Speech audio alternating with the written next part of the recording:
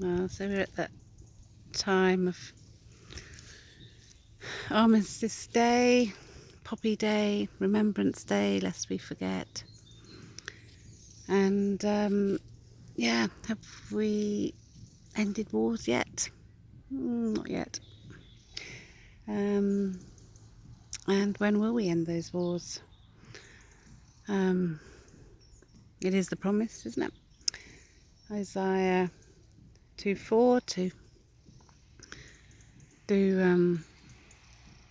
beat our swords into plowshares and our spears, stroke weapons into pruning shears, and to turn back to the land.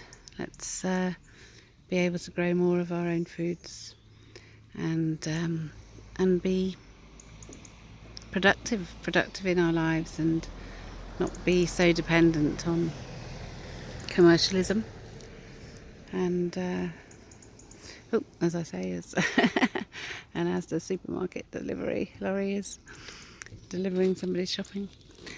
But to be able to grow more of our own things has got to be good for our health, hasn't it?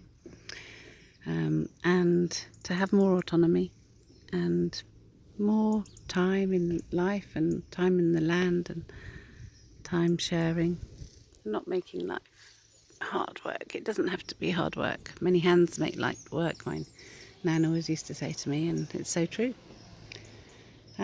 Light in every way. So I'll share with you today my poem Poppies. So poppy as being the plant source for the painkillers, but in order to reduce pain and suffering in us, then we need to be able to live more in harmony with each other, with the land, and with ourselves, and attain to that peace within. So to remove those stresses, to remove those issues, and to be able to attain to that love within ourselves and in harmony with love is not a cortisol, health is not a cortisol, peace is not a cortisol either. So all the fruits of the spirit actually are not cortisols. Stress hormones, which they're the root causes of most diseases of mind and body. It's where the anxieties come from, it's where paranoias come from, so mental health disturbances and disturbances within the body. And we're living in a world where people are not well, and that's not how it's meant to be. So poppies, floppy poppies floating in the sun, are a source of joy for everyone. They should grow amongst the wheat we eat, and in small doses are a treat. Like frankincense, they conquer fear, but only if we respect them dear.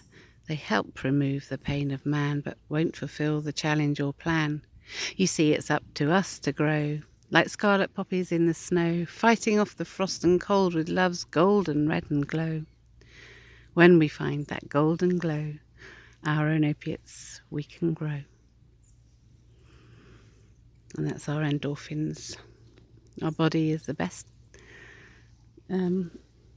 it's the best pharmacy. We just have to get the right psychology, the positive psychology, which is faith. Actually, faith is the ultimate positive psychology. And let's set that goal of heaven on earth and create everything in beauty for heaven on earth, for the beauty for us all. And of course, nature provides so much without us doing anything. And let's enjoy that and be present in that present moment, because today is our present. Our present is a present only if and when we are present. And life should be beautiful. Life is God's gift. But we need to manifest and cultivate that love and kindness, the fullness of the spirit, to the love, the joy, the faith, to that positive expectation of good, with goodness, kindness, mildness, with patience, not to sin or hurt another. Then we can get to the peace via a quiet conscience with God, with ourselves, with others, and so that freedom of love that many of us know from childhood. And of course, there's those who don't And if we can't protect our children and the family, then we've lost our hue. We're not human if we're not looking after our family and our children, and cultivating that community and love within the world where we all function together. And there's many places where it happens, many places where that love does reside, but on a grand scale the cities are struggling, and people are not well. We've got this pandemic, this coronavirus, and as we go further down that route of pharmakeia, and in reality, I think we all know one drug leads to another, leads to another, leads to another. Doesn't actually heal, and so in accord with Revelation 22:15, then it is outside of the kingdom of heaven, because it's not achieving to that healing. And ultimately, the laws of love are for prevention of hurt, pain, sickness, grief, mourning.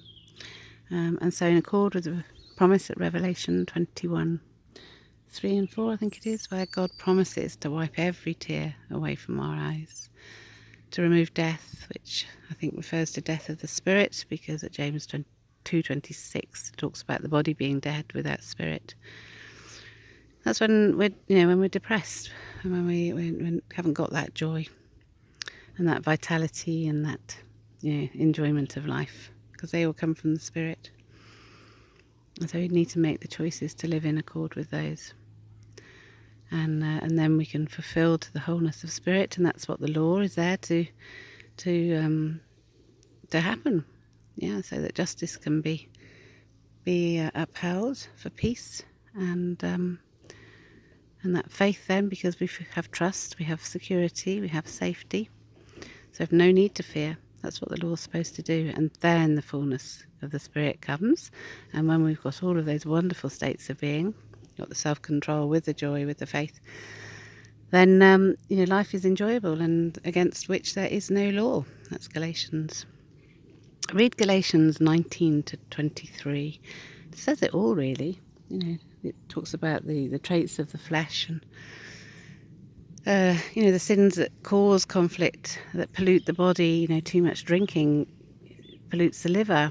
When the liver's polluted, then it can't attain to the end. That manages all of our hormones in the body. So whilst Jesus Christ was born in a stable, he's actually born too stable, because that love of God, who is love, is it has to it stabilises the hormones in our body. And so God's love is not a cortisol. In fact, all love is not a cortisol, because cortisols can't produce love. They produce the fears, they produce the anxieties, the stress hormones. Starts off with the adrenaline, which feels great, but actually I think that's what the lie. It's a lie, because it's not sustainable. It has to have stimulants, and it's dependent. It's the basis of addictions. But what we need to do is attain to those endorphins, which surpass the adrenaline, and they maintain, and they're always there, and they look after our body. And then we attain to the spirit, so that energy of love, that Holy Spirit. And I know some people don't understand how